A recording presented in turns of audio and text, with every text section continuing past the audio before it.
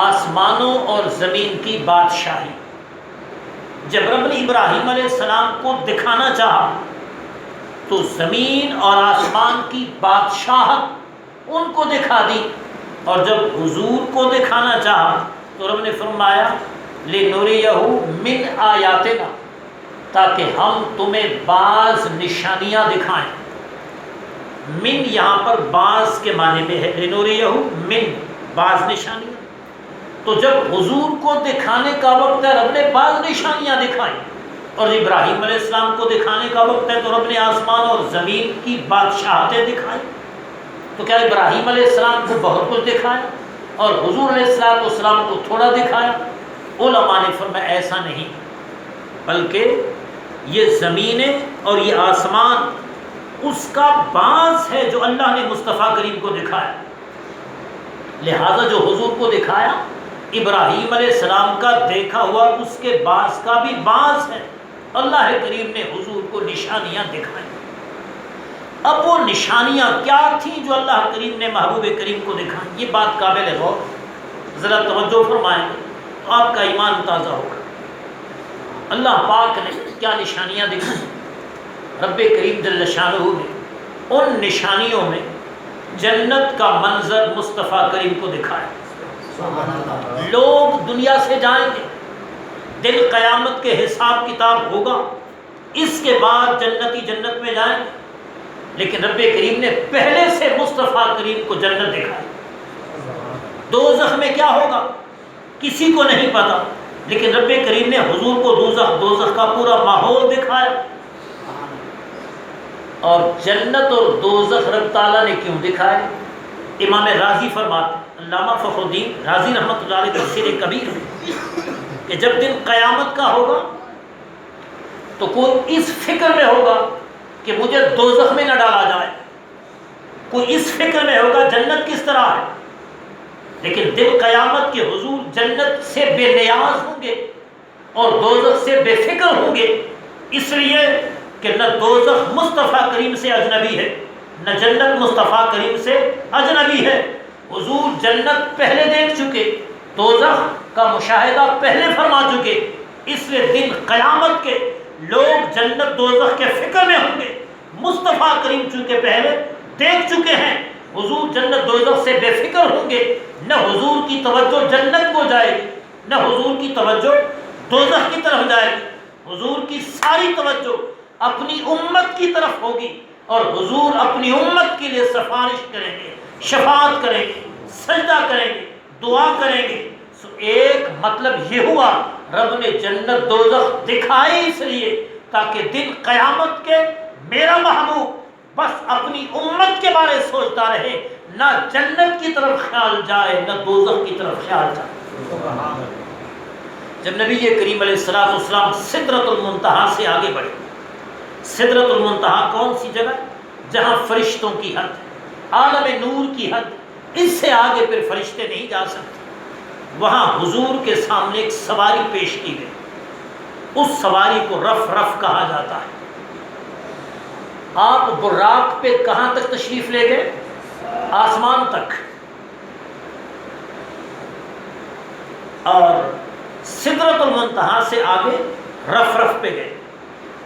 اب جب جبریل امین پیچھے رہ گئے اور حضور اکیلے آگے جانے لگے تو حضور نے گھبراہٹ محسوس کی، میرے آقا نے پریشانی محسوس کی کہ خاموشی ہے، سکوت ہے، کوئی ساتھی ساتھ نہیں ہے۔ تو حضور نے گھبراہٹ محسوس کی، اور انسان کی یہ فطرت ہے کہ جب بالکل تنہائی میں آتا ہے تو بندہ گھبرا جاتا ہے، پریشان ہو جاتا ہے۔ تو اس تنہائی کے عالم میں مصطفیٰ کریم نے پریشانی محسوس کی۔ آواز آئی، قف یا محمد فإن ربک یصلی، کھڑے ہو جاؤ اے محمد صلی اللہ علیہ وسلم، تیرا رب تجھ پہ درود پڑھتا ہے۔ یصلی کا معنی کیا ہے؟ درود پڑھنا، اور یصلی کا معنی نماز پڑھنا، دو معنی۔ اب جب رب نے فرمایا قف یا محمد، کھڑے ہو جاؤ اے محمد صلی اللہ علیہ وسلم، اللہ تجھ پہ درود پڑھتا ہے، معنی تو یہ تھا، لیکن حضور کا ذہن درود کی طرف نہیں گیا، نماز کی طرف گئے۔ حضور نے سمجھا رب فرماتا ہے کھڑے ہو جاؤ، تیرا رب نماز پڑھتا ہے۔ اب جب حضور کا ذہن نماز کے معنی کی طرف گیا تو حضور حیران ہو گئے۔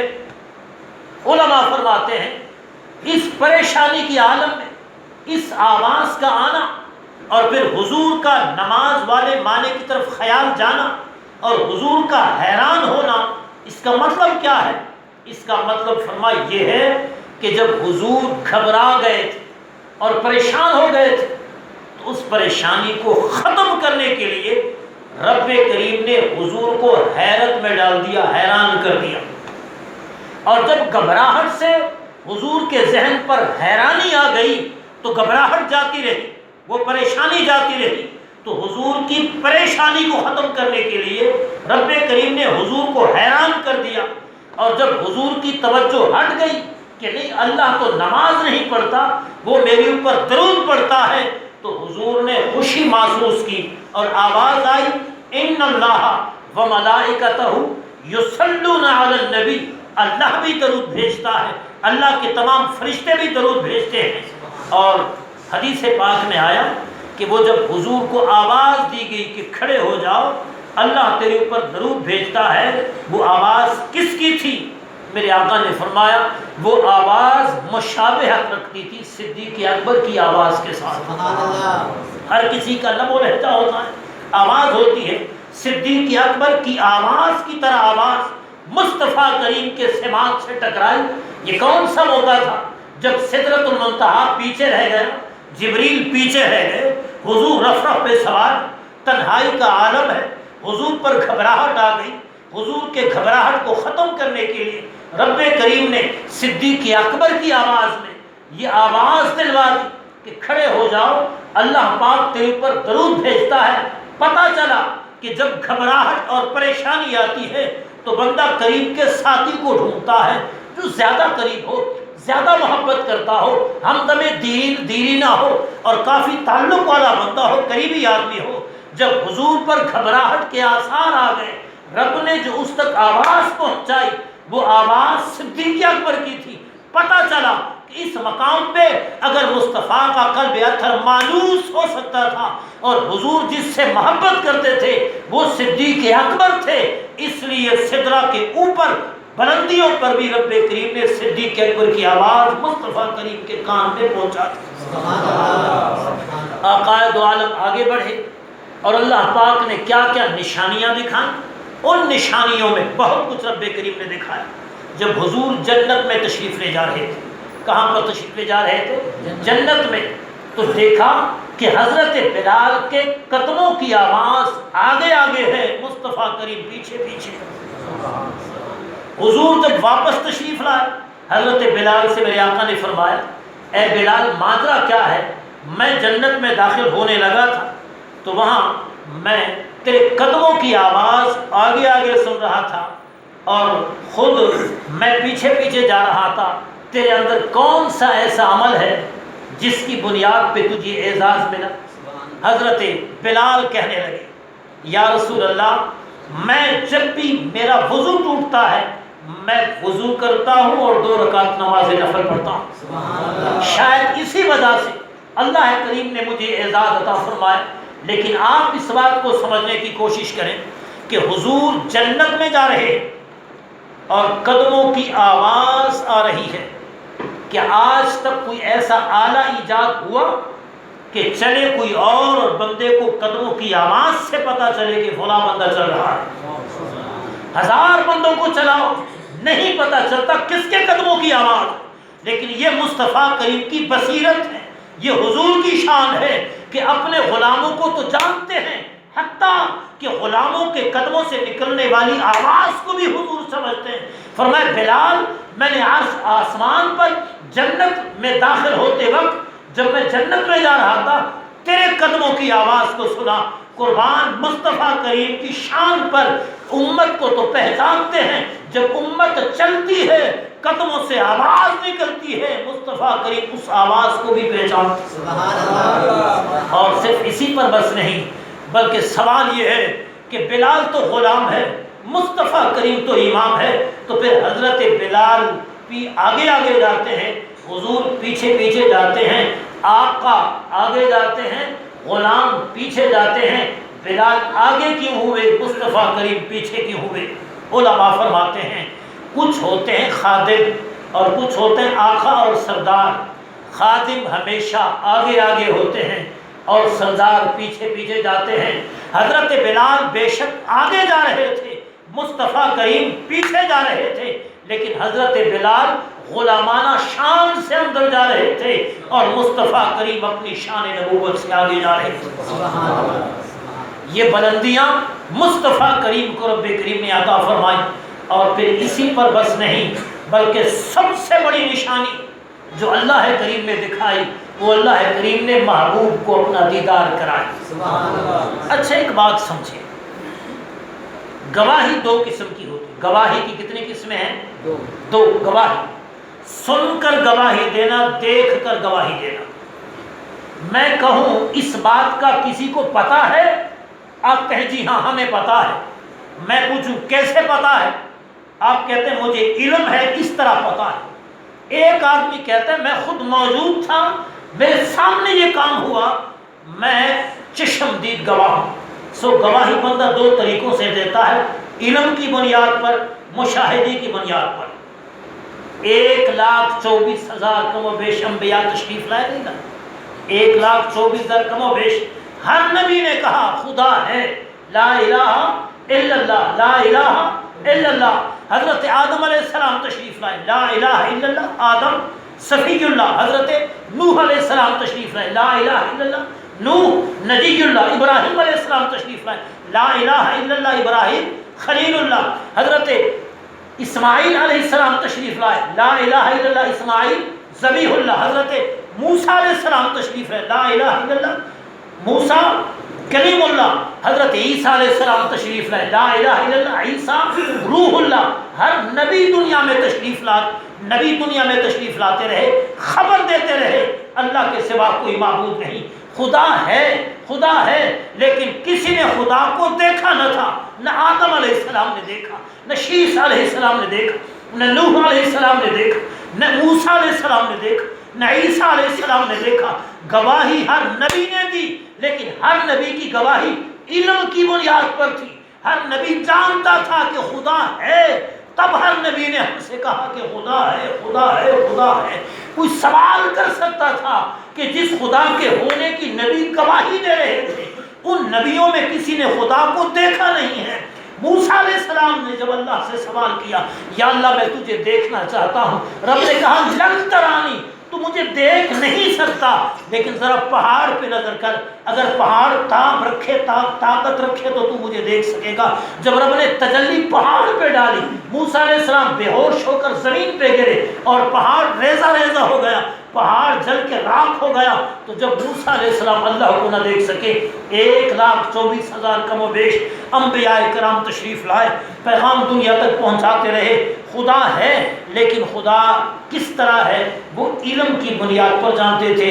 اب سوال یہ ہوتا ہے کہ اگر کوئی یہ پوچھے کہ انبیاء کرام تو گواہی دیتے رہے پر خدا کو دیکھا تو نہیں، ضرورت اس بات کی تھی کہ ایک ایسا نبی آئے جو سر کے آنکھوں سے اللہ کا مشاہدہ کرے، دیکھے اور پھر واپس آئے اور دنیا والوں کو بتا دے کہ دنیا والوں، انبیاء جو کچھ کہتے رہے ٹھیک کہتے رہے، اگرچہ وہ علم کی بنیاد پر دیکھتے رہے، میں نبی آنکھوں سے دیکھ کے آیا ہوں۔ گواہی نبی بھی دیتے رہے، گواہی مصطفیٰ نے دی، پر اور انبیاء کی گواہی اور ہے، مصطفیٰ کریم کی گواہی اور ہے۔ وہ علم کی بنیاد پر گواہی دیتے رہے، مصطفیٰ کریم مشاہدے کی بنیاد پر گواہی دیتے رہے۔ لیکن مجھے کہنے دیجیے کہ مصطفیٰ کریم کی گواہی وہ گواہی ہے کہ جس گواہی سے تمام نبیوں کی گواہی مکمل ہو گئی۔ اب کوئی اعتراض نہیں کر سکتا کہ خدا ہے یا نہیں، کہ مصطفیٰ کریم خود دیکھ کر واپس تشریف لائے۔ اور جب حضور یہاں تشریف لائے تو پھر امت کے لیے رب کریم نے نماز کا تحفہ عطا فرمایا۔ اس کا تحفہ عطا فرمایا، نماز کا تحفہ عطا فرمایا۔ اور نماز کا کیسا تحفہ ہے؟ حضور نے فرمایا الصلاۃ معراج المومن، فرمایا نماز مومن کی معراج ہے۔ نماز کیا؟ مومن کی معراج ہے۔ علماء نے فرمایا کہ معراج کے 3 مرحلے ہیں۔ معراج کے کتنے مرحلے ہیں؟ 3. اور نماز کے اندر بھی 3 مرحلے ہیں. ایک حضور کہاں سے تشریف لے گئے؟ مسجد حرام سے مسجد اقصیٰ تک، ایک مرحلہ. ایک حضور آسمانوں پر گئے. دوسرا مرحلہ ایک حضور اللہ کے دربار میں حاضر ہوئے. تیسرا مرحلہ جب بندہ قیام کرتا ہے، کھڑا ہوتا ہے، یہ بندے کے لیے اس طرح معراج ہے جیسے حضور مسجد حرام سے مسجد اقصیٰ تک چلے. اور جب بندہ رکوع کرتا ہے، یہ حضور کے معراج سے اس طرح مناسبت ہے کہ جیسے حضور آسمانوں کی بلندیوں پر تشریف لے گئے. اور جب بندہ سجدہ کرتا ہے، یہ ایسی عبادت ہے جیسے حضور بارگاہ رب میں حاضر تھے. اور بندہ جب سجدہ کرتا ہے تو گویا اللہ کے دربار میں حاضر ہو جاتا ہے. رب نے فرمایا واسجد واقترب، فرمایا سجدہ کرو، قرب حاصل کرو. اور میرے بھائی، ہر بندہ چاہتا ہے مجھے رب کا قرب مل جائے، میں اللہ کے قریب ہو جاؤں. اللہ کے قریب بندہ کب ہوتا ہے؟ میرے آقا نے فرمایا جب بندہ سجدے میں ہوتا ہے. جس قدر رب کے قریب ہوتا ہے کسی اور جگہ رب کی اتنے قریب نہیں ہوتا. بندے کو اللہ کا قرب سجدے میں سب سے زیادہ ملتا ہے. حضور عرش کی بلندیوں پر گئے، اللہ سے ملاقات کی، وہ مصطفیٰ کریم کا قرب ہے. اور اس معراج کا تحفہ ہمیں نماز ملا. ہم نماز میں جب سجدہ کرتے ہیں تو رب کے اتنے قریب ہو جاتے ہیں کہ مزید قرب اللہ کے ساتھ ہو بھی نہیں سکتا. یہ کیا؟ اس لیے حضور جب تشریف لائے نبی کریم علیہ السلام تو پھر کس شان سے تشریف لائے کہ آپ نے نماز کا تحفہ عطا فرمایا. ایک بات آپ کی خدمت میں عرض کروں اور بات ختم کرنے لگا ہوں. اللہ تعالیٰ تمام دوستوں کو حج عمرہ کی توفیق عطا فرمائے. میں اپنی بات عرض کروں، 2004 کی بات ہے جب حج کی توفیق رب نے عطا فرمائی تو وہاں مسجد حرام کا ایک دروازہ ہے باب الفتح. مسجد حرام کے تقریباً 100 کے لگ بھگ دروازے ہیں. ہاں، تو جو باب الفتح اس کو کیوں کہتے ہیں کہ جب حضور نے مکہ پاک فتح فرمایا اسی دروازے سے حضور حرم پاک میں تشریف لائے تھے، اس لیے اس کو باب الفتح کہتے ہیں. تو باب الفتح کے باہر بیٹھے تھے، پیچھے 2 آدمی بات کر رہے، ان کی آپس کی گفتگو ہے. میں سن رہا تھا جیسے آپ کے پیچھے کوئی کلام کرے، گفتگو کرے. ایک کہنے لگا قبروں پہ جانا شرک ہے، قبر والوں سے مانگنا شرک ہے، قبروں پہ نہ جایا کرو، جو مانگو اللہ سے مانگو. قبروں والے تو مر گئے، مٹی میں مل گئے، ختم ہو گئے. ارے قبر والے کیا کر سکتے ہیں؟ وہ تو کچھ بھی نہیں کر سکتے. ایک بندہ دوسرے کو یہی درس دے رہا ہے، میں آگے بیٹھ کے سن رہا ہوں. درس دینے والا لگتا ہے کوئی ہندوستانی تھا، تیز تیز اردو بول رہا. قبر والے کچھ نہیں کر سکتے، جو کہتے ہیں اللہ کرتا ہے. مر گئے ختم ہو گئے، کہتے ہیں اللہ کرتا ہے. بندہ کچھ نہیں کر سکتا، مانگنے تو اللہ سے مانگو، بندہ کیا کر سکتا ہے؟ تیز تیز اردو مہاجر کی طرح بول رہا تھا. میں نے سوچا اگر ان سے بات کی جائے تو شاید مجھے غصہ آ جائے. اور حرم پاک ہے، جتنا ثواب زیادہ ہے گناہ بھی زیادہ اگر بندہ غلطی کرے تو میں نے خود کو کنٹرول میں رکھا، لیکن میں کنٹرول میں نہ رہ سکا، منہ میرا پھر گیا. میں نے کہا اوے بھائی کیا کہتا ہے؟ اس نے کہا جو کرتا ہے اللہ کرتا ہے، بندہ کچھ نہیں کر سکتا. قبر والے ختم، مٹی میں مل گئے، ختم ہو گئے، مر گئے، اللہ سے مانگو. قبر پہ جانا کیوں ضروری ہے؟ قبر والے کچھ نہیں کر سکتے.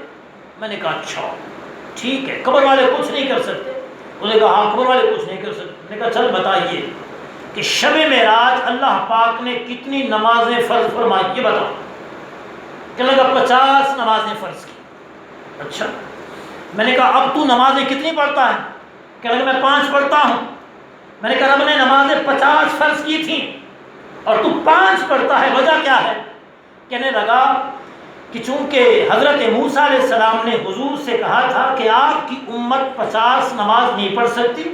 حضور بار بار بارگاہ رب میں حاضر ہوتے رہے اور 5 نمازیں کم کرواتے رہے، حتیٰ کہ 5 نمازیں رہ گئی. میں نے کہا اچھا. میں نے کہا کون کم کرواتے رہے نماز؟ بے موسیٰ علیہ السلام. میں نے کہا موسیٰ علیہ السلام کا زمانہ کب گزرا ہے؟ اس کو تو 4000 سال حضور سے پہلے ہو گئے جو دنیا سے گئے، یا 2000 سال ہو گئے.